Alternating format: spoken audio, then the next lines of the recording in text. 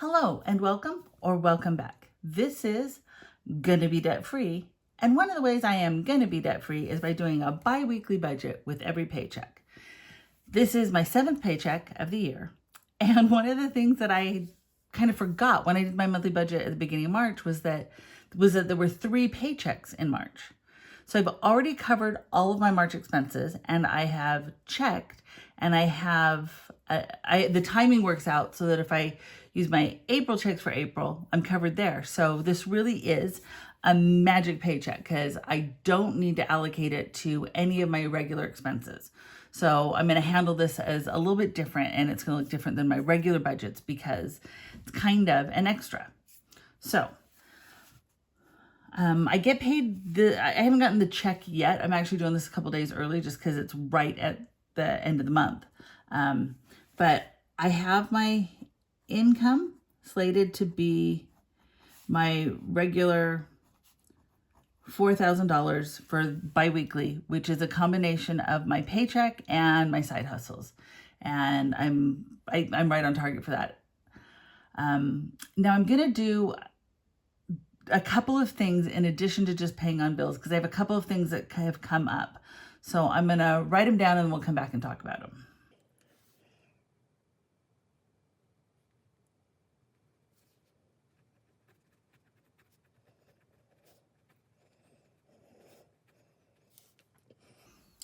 Okay, so if you saw my last video, I kind of pilfered from some of my envelopes, including my gas and my groceries, so that I could pay off my second credit card. I scraped up enough money to get it paid off, which I'm totally okay with, but it now means that my groceries and gas are barren and I can't go another 2 weeks without putting something into them. So I do need to restock those, but I'm not going to do any of my other regular bi-weekly expenses because I don't need to.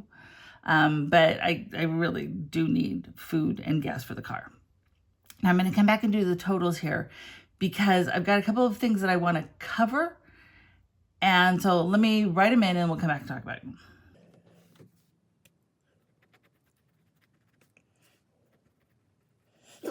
So the first one is my annual Amazon subscription is coming due this month. And it is literally the only subscription service I have. So I use it for both the Amazon Video and I do use it for the free shipping. Even if I just did it for the video service, $12 a month seems pretty reasonable, especially where I don't have any other subscription service. But I live far enough outside of town that I do periodically order some stuff on Amazon and it actually ends up saving me money. I know the late night Amazon shopping can be a challenge, but I'm pretty under control with that. But sometimes I just need like a little something because I just moved into a new house and you need like a little piece of hardware or this or that. And I can just order a little $5 part and have it shipped to my house free with my Amazon Prime. And it is cheaper than going into the store and ending up buying a bunch of extra stuff. So I am going to justify the Amazon subscription for $140 a year. I also have to pay my tax preparer. Now, I know people are going to say $500 is a lot to pay for your taxes, but my taxes are a little complicated because of my side hustles and other stuff that I have going on.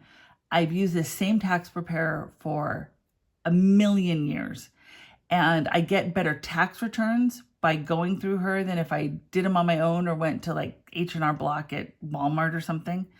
And so I've done enough with this that I know that it is worth it to me to pay extra to have this tax preparer do my taxes and do all the extra stuff that goes along with it. And so I just need the $500 to cover the fee. And then the other maybe controversial one is Sam's Club. Now, I've had a Costco membership. It just expired. And in my old house, it was worth it because it was the closest grocery store to my house and I got gas there a lot and it was worth it. Sam's Club is now technically the closest grocery store to my house. And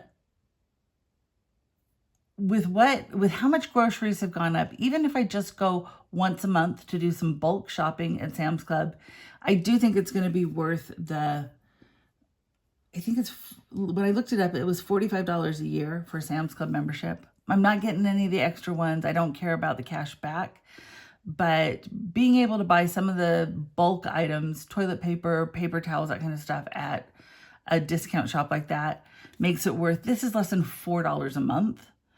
I know that even shopping there once a month, it will be worth it to me for that. So so I'm going to do those three, which makes it 140 plus the 500 plus the 45 this is $685.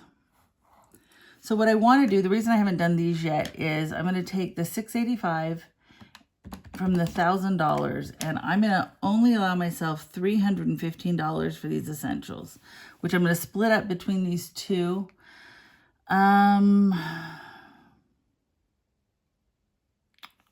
Math in my head.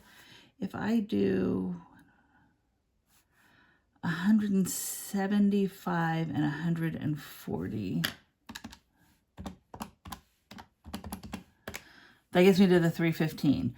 And the 315 plus the 685 is $1,000. And the reason I'm doing that is because if I do, let me write these in, I'll be back.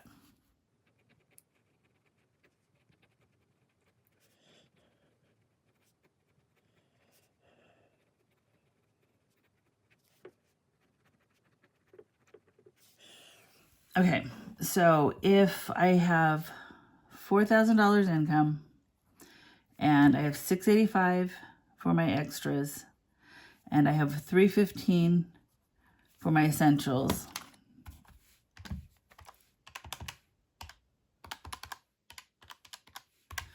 that leaves me $3,000 for a snowball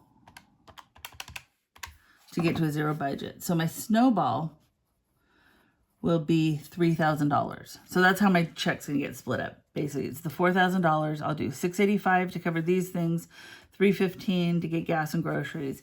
The other $3,000 will go towards my snowball, and so I'm now on to my next debt. And so I wanted to just show why I'm doing what I'm doing.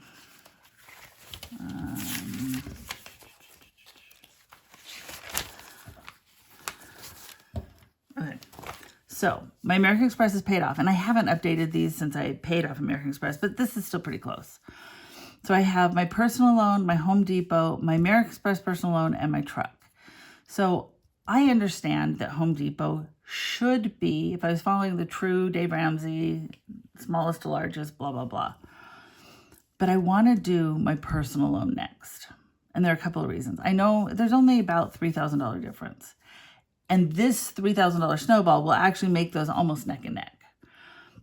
But my personal loan, I want to do it next for a couple of reasons. The logical answer is my truck's a 5-year loan. These are 3-year loans, but this personal loan is a 10-year loan. If something happened and I quit doing anything but just making my minimum payments, it'd take me 10 years to get out of debt with this one. And so I want to pay that one off because it's my longest one. It's also one that I'm making the least amount of progress on because I make $170 a month minimum is my minimum payment. So I do $85 every other check. But a huge amount of that is still going towards interest because it's lower payments over a longer period of time. And it's just taking me forever. The other reason is, this is the one that bugs me the most.